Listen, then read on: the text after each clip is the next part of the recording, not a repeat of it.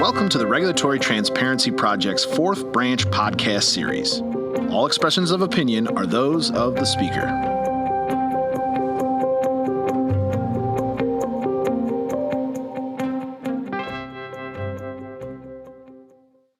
Hello and welcome to the Regulatory Transparency Project's podcast.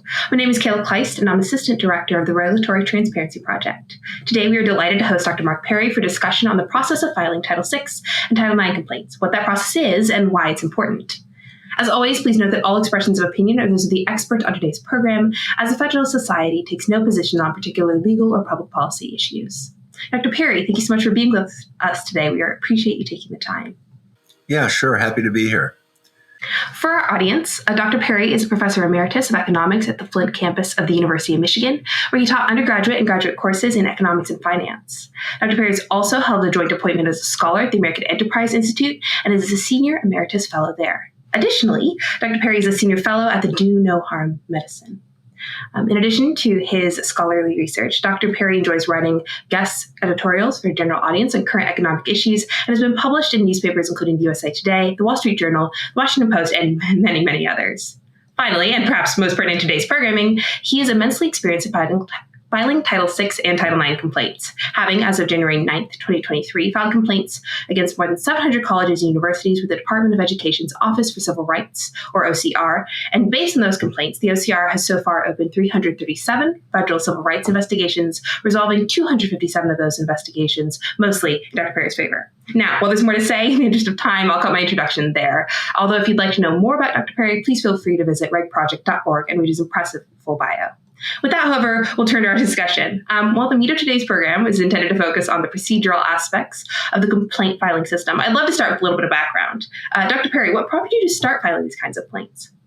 Yeah, well, I was an economics professor and blogger and hadn't really done anything in the area of civil rights until about 7 years ago when in 2016, I was living in Michigan, near Michigan State, and would hear occasionally that they had a women's only lounge.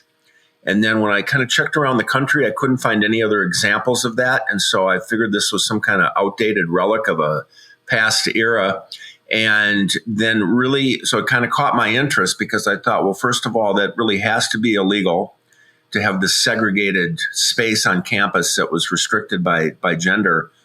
And I visited there, and it's in their main student union building where you walk in the main entrance, and then an entire wing of the first floor right in the center of campus was this space that was the women's lounge and had been there for quite a long time. And I think a lot of universities years ago would have a men's lounge and women's lounge, but then over the years, then maybe there were just some women's lounges, and then those eventually got just converted into, co-educational space or other uses. But then somehow Michigan State had kind of kept this outdated, gender apartheid, I call it, policy of this prime space on campus. So I thought, well, first of all, it's got to be illegal. It's really kind of unethical and immoral to then say only half of the student body can be in this one area without accommodating the other half. So you would never have just bathrooms for one sex or gender and not the other. So I thought this is really kind of objectionable from a moral and philosophical and ethical standpoint.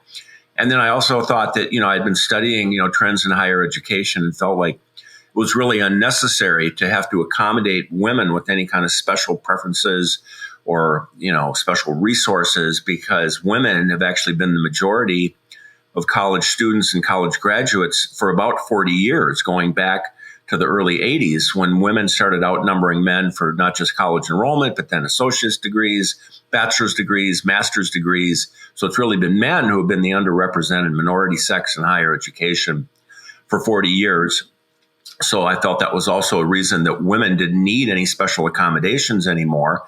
And so I didn't know how to file civil rights complaints and had no experience or background, but thought, let me see how I can file a complaint against this. So I didn't know about the OCR procedure at the time, and I, again, knew nothing about it. So I filed a complaint with the Michigan Department of Civil Rights, and then was kind of in discussions or negotiations with them.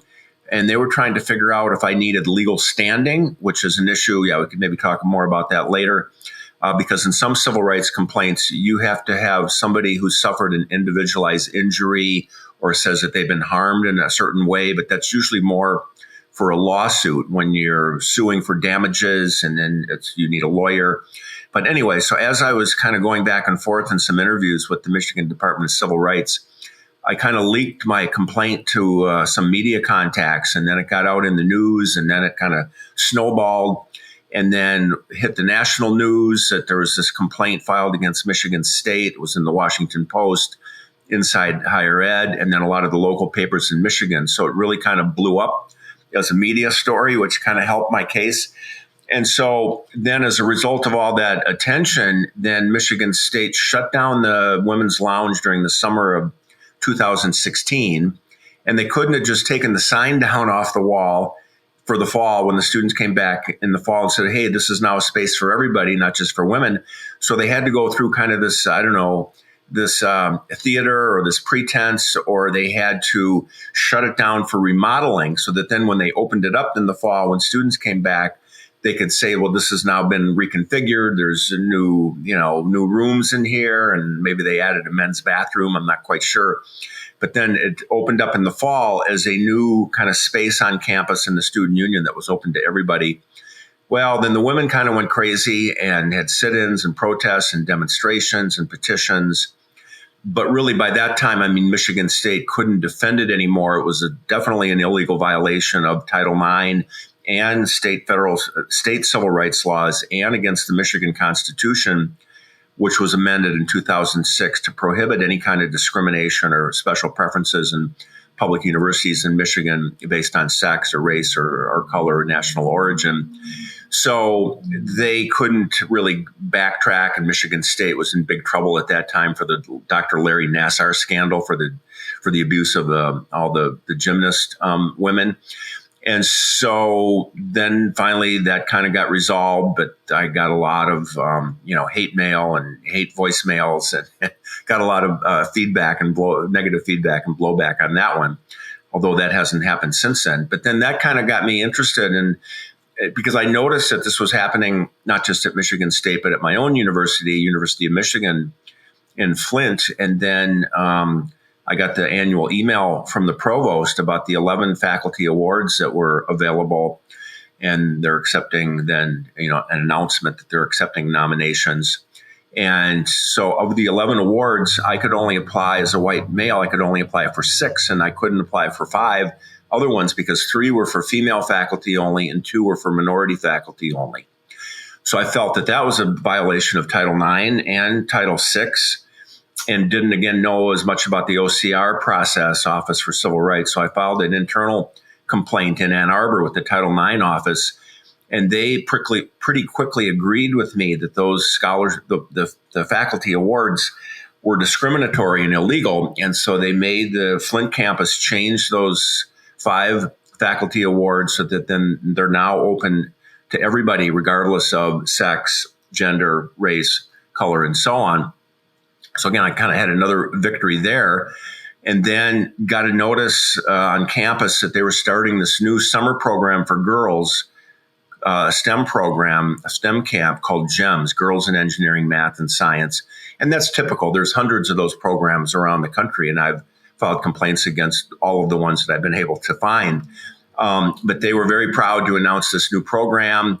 It was going to start the summer of 2017. They had flyers and application websites and everything, and it was only for girls in 7th, 8th, and 9th grade. So again, I knew that was illegal and a violation of Title IX, so I filed another internal complaint through the University of Michigan, and they again quickly agreed, because the point is that Title IX is a very clear law, and these violations are very clear violations of a very clear law.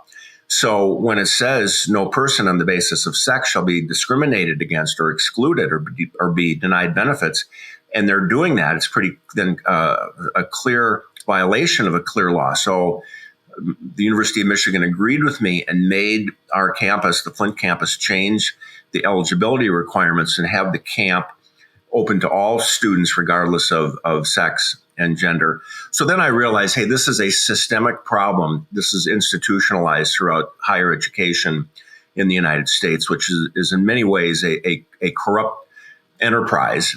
and partly because of this, that they systemically discriminate on the basis of sex and race. And so I realized that this was a very widespread problem. And so I kind of took it upon myself to have this one-man mission to, challenge the double standard for the enforcement of Title IX and Title VI in higher education.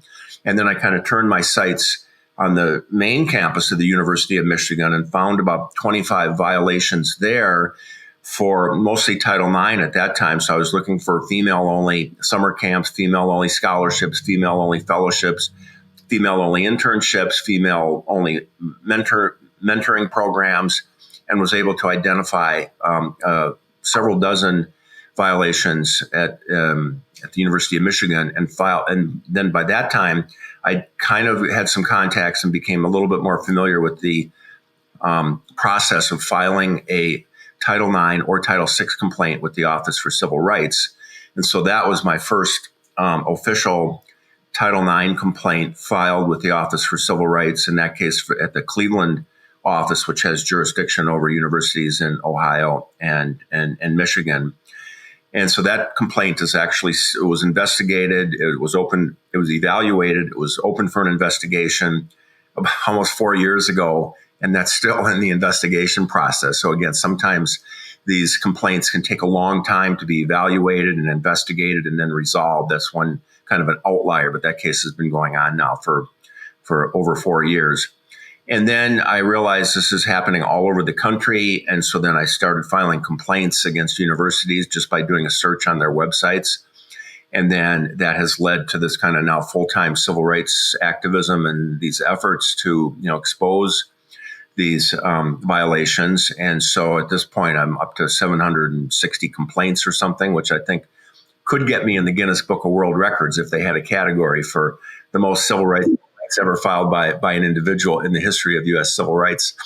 And then, like you had mentioned, that those have then now resulted so far, because it takes a while for the process sometimes, but more than 350 federal civil rights investigations of campuses, and then more than, I think, 225 now resolutions of those investigations where the universities either somehow resolve the allegation, the violation, by either discontinuing the program or changing the eligibility requirements to open it up so it's not restricted on the basis of sex, gender identity, or race, color, national origin.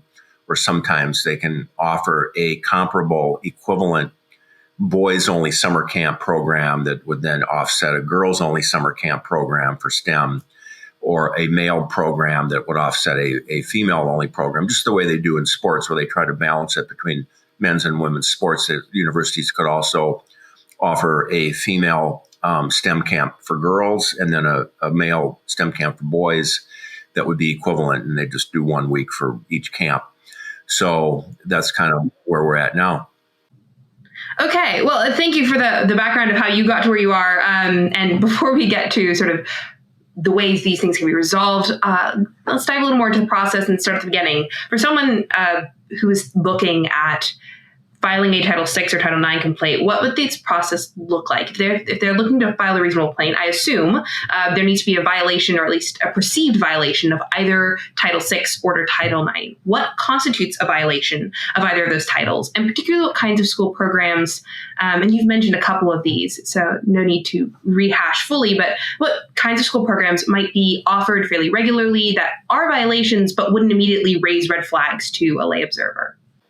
Right. Well, what we're looking for to file a complaint that will, survive the evaluation process and go through the evaluation and then be investigated and then be resolved, is what I've been looking for are programs that clearly have eligibility restrictions based on sex or race. So, Title IX and Title VI both are based on the fundamental legal concept that you're not supposed to treat students, individual students or faculty or staff differently on the basis of their sex or race. So students or faculty are not supposed to be given any special preferences, and they're not supposed to be restricted in any way from applying. So what I'm looking for were like, for example, in the beginning, there were a lot of these female only or girl only summer STEM camp programs that clearly say this program is only for girls in middle school or girls in high school. And so when they say that, when the eligibility is restricted based on sex, then that's a clear violation of Title IX. Or if it's a female only scholarship, there's a lot of those. And so if it says this scholarship is restricted to undergraduate female students or graduate female students, that's a Title IX violation in almost all cases. Or if they say this is a scholarship and it's only for Black students, or it's only for BIPOC students, Black, Indigenous people of color. So once they state a specific eligibility requirement or restriction, then you can say, okay, they've said who's eligible. These are then the students or faculty who are not eligible on the basis of sex, gender identity, race, or color. So, for example, like the medical schools now often have special scholarships, fellowships, clerkships, internships, programs for what they consider to be underrepresented minorities in medicine. And they actually specifically say this program is only open to students who are Black, Hispanic, Native American, or Pacific Islander.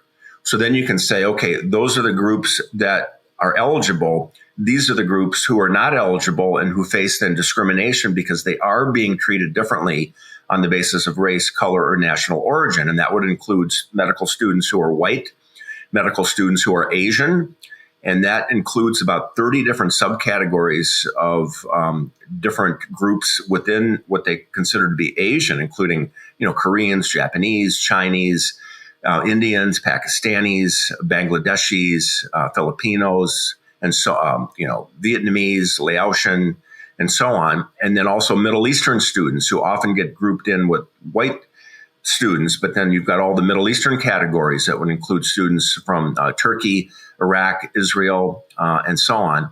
And so then you can say these are the students or, faculty, if it's a faculty program, who are included, and then that program then clearly discriminates against these groups. So that's what you're looking for.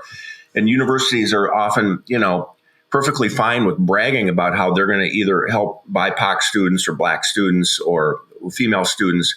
And so you're just using their own words by their restrictions on a program that's not open to everybody, but once it's open to only certain students or faculty, then you can say these are the students who are being favored and these are the students who have the advantage of this program. But then all these other students are not eligible or faculty. And so that's what you're looking for is a clear statement of eligibility, because then you're able to say these students are eligible or faculty are eligible. These students or faculty are not eligible. Got it.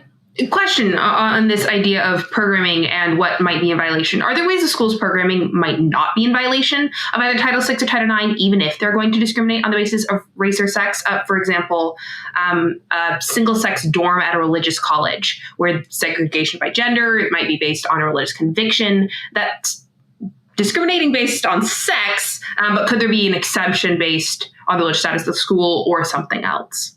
Yeah, there are a few exceptions to Title IX. For example, it is legal to have a women's college, and there still are dozens, if not more than dozens, of women's colleges where they could say we're only going to accept female students.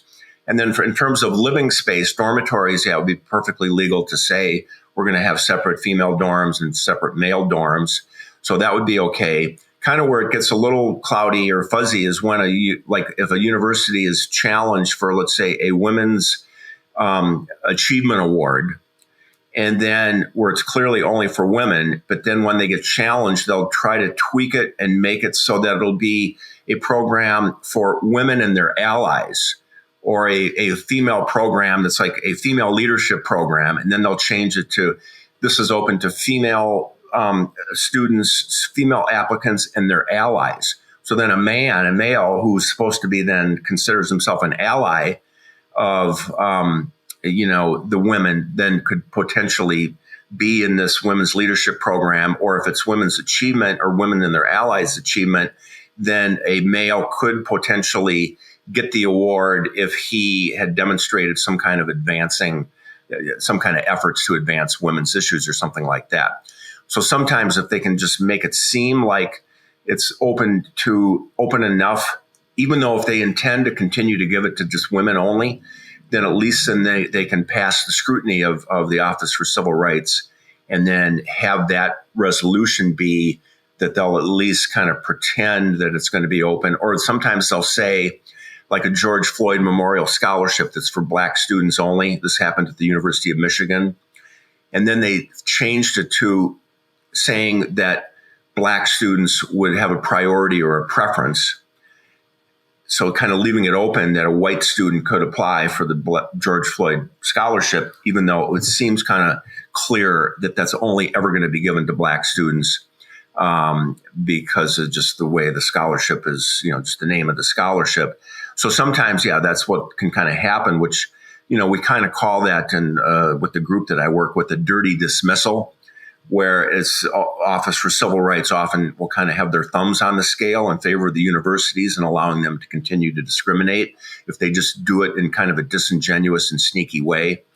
So there's a lot of different cases where it'll be a resolution and there'll be a change in the program.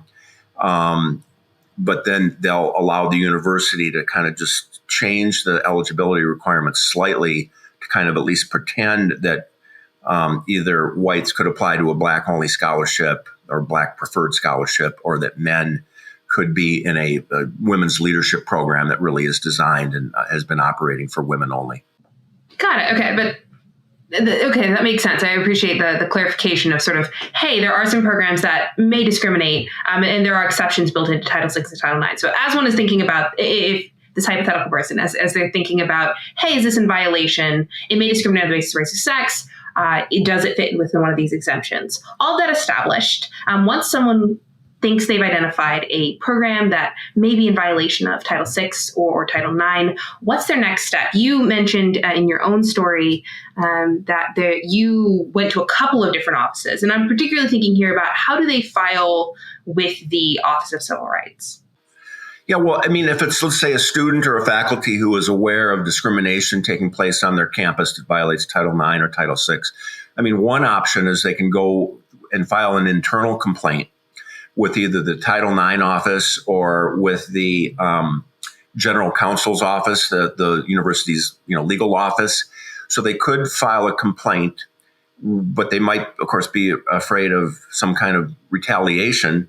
But students can file a complaint internally. If it's a Title IX complaint, they can file it with the Title IX office, or they can also file it with the Office for General Counsel, because that's kind of the Office for General Counsel. It's their job to make sure that the university is in legal compliance with all federal and state laws. And so they're worried about, legal risk for the university. So you can go the internal route and do that. But then the other route is to go to the Office for Civil Rights and file a complaint like I've been doing, where now in a case like that, if it was a student or faculty, they might have, what in legal terms is called legal standing, where they might have really been harmed by the program because they weren't eligible. So they might have legal standing. But with the Office for Civil Rights, it's an administrative complaint. So it's not a lawsuit. You don't need a lawyer. And you can just file a complaint either as a affiliated individual, like a student or parent or faculty or staff, or like I'm just really an unaffiliated outside person just saying to the Office for Civil Rights, this university accepts federal financial assistance. A condition of accepting federal financial assistance, which includes Pell Grants for students and federally insured student loans, a condition of receiving that federal financial assistance is the university is then legally obligated to actively enforce all federal civil rights laws, including Title IX and Title VI, and laws on discrimination based on disabilities and discrimination based on age. But I focus on Title IX and Title VI. So the university accepts the federal financial assistance. They have to regularly certify to the Department of Education in writing, yes, that we're accepting your assistance, taxpayer assistance, ultimately.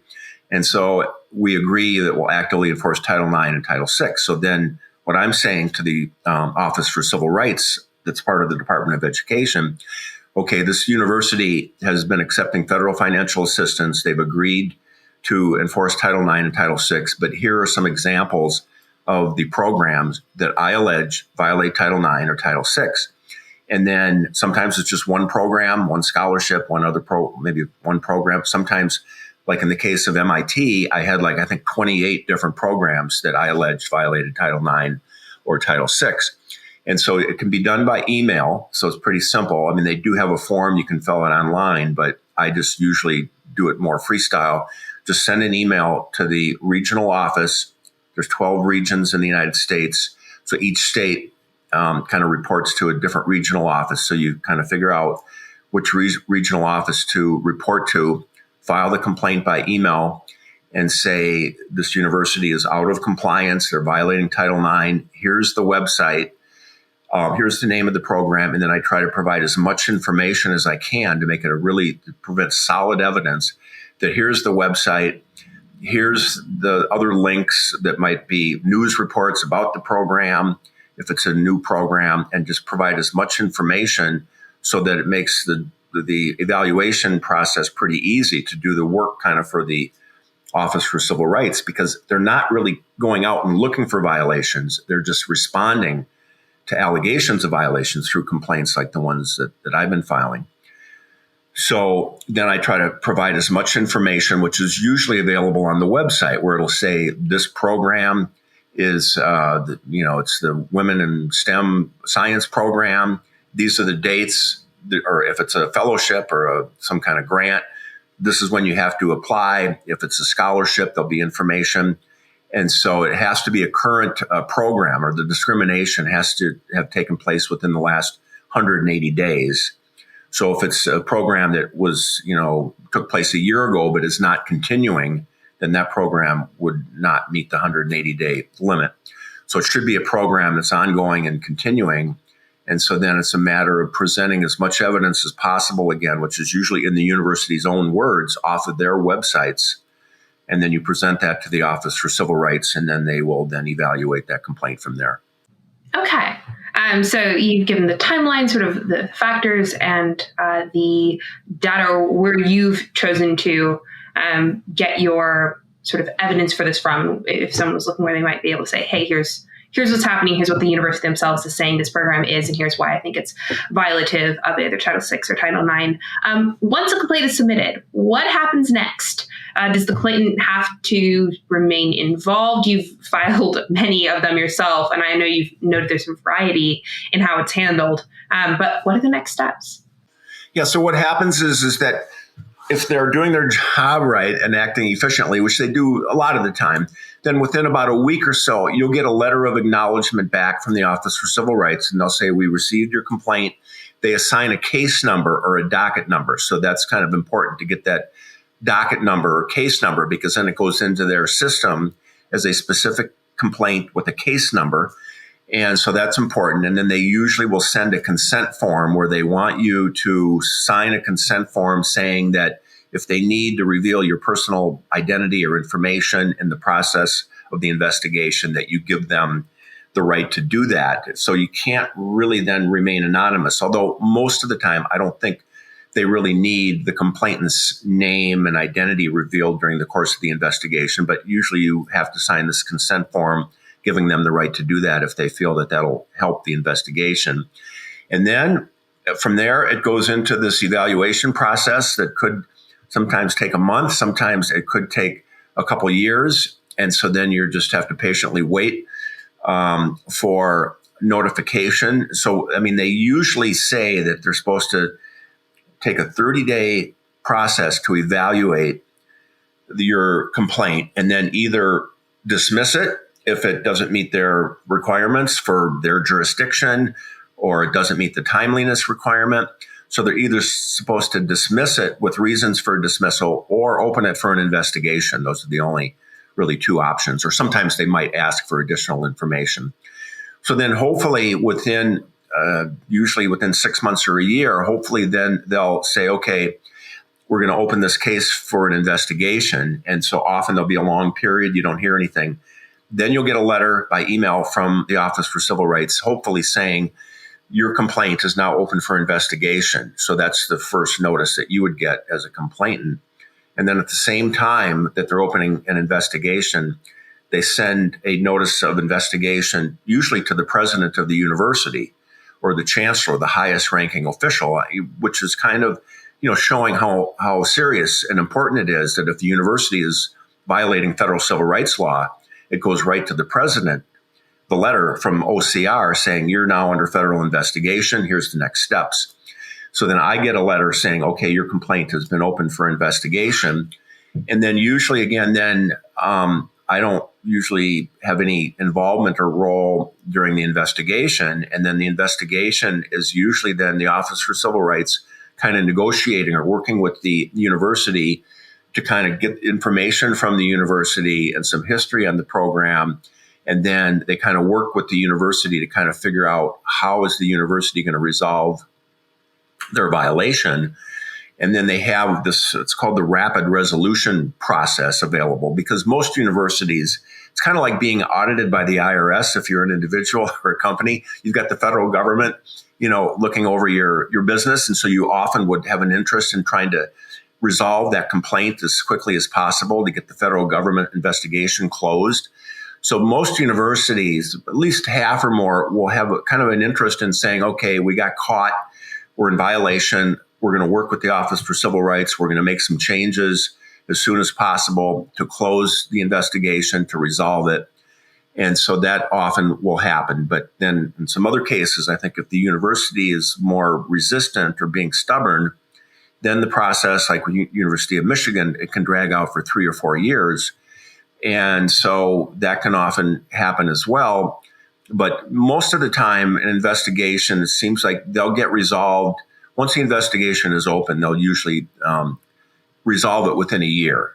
And that'll either be some kind of, they call it a dismissal, but it's usually some kind of adjustment to the university's policy that corrects the violation, which, as I mentioned before, is they'll open up a girl-only or female-only program and make it co-ed and open to everybody. Or they'll sometimes decide to terminate the program if they just don't want to make the changes necessary. They'll just decide to terminate the program. If it's a scholarship, they'll often go to whoever provided the funding for a female-only scholarship, for example, and ask the donors or the family of the donors to agree to open this to everybody. And so usually that's what happens. It can happen pretty quickly. When the university isn't quite so cooperative, I guess, then the Office for Civil Rights goes through a complete and full investigation. And then at the end of some period, then it's the Office for Civil Rights says, okay, here's how we're going to resolve it. And then it's a little harsher for the university, because then there'll be some kind of resolution agreement or a voluntary resolution agreement that often will have action steps where the university then will be required by a certain date to decide if they're going to continue the program, change the name of the program. They might have to have some reporting requirements for a period of 2 or 3 years to report back to the Office for Civil Rights how many students applied, what the sex or gender or race was, how many were accepted, to kind of prove to the Office for Civil Rights that they are now not discriminating and the program is now open to everybody, regardless of either sex or race. So that's also maybe about 10 or 20% of the investigations end with a written resolution agreement and action steps and reporting requirements. And that's kind of the most favorable outcome from my standpoint, because then that really means the university now is under scrutiny for a period of at least a couple of years.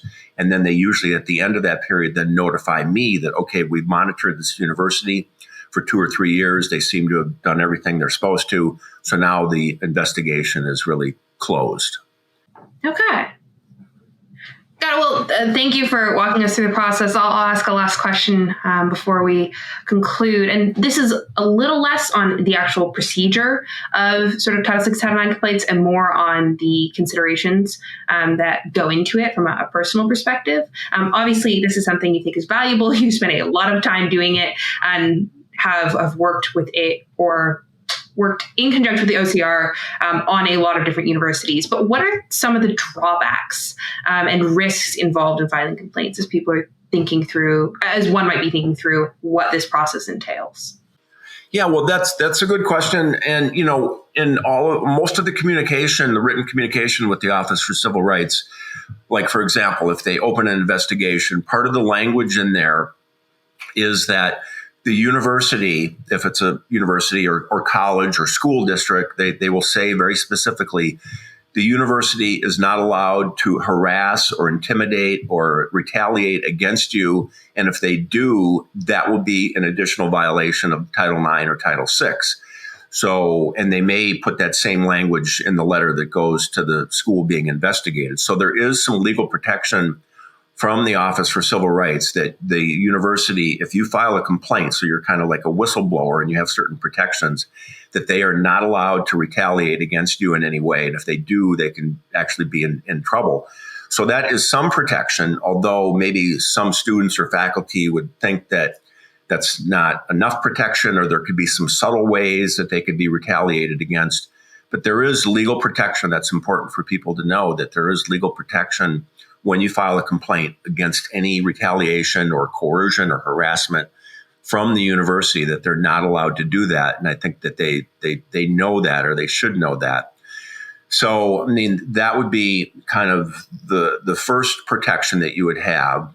Beyond that, I'm sure if you're a faculty member and you then become unpopular, there would be certain ways that either people could just snub you personally, or not approve any, let's say you're going up for tenure, or you're going up for full professor, or applying for some award or something. I suppose they could kind of subtly use that against you. But if there was any overt, explicit discrimination against you or retaliation, that would then be actionable, and you could file another complaint against that.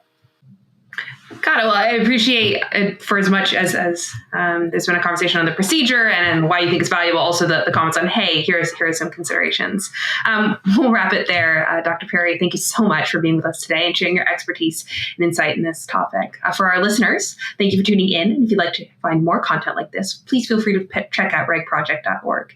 Again, thank you so much, and may you have a great day.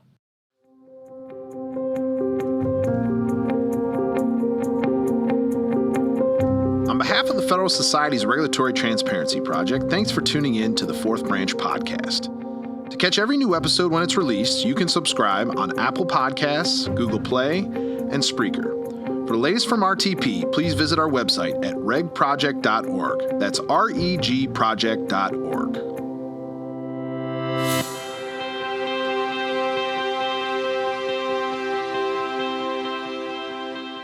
This has been a FedSoc audio production.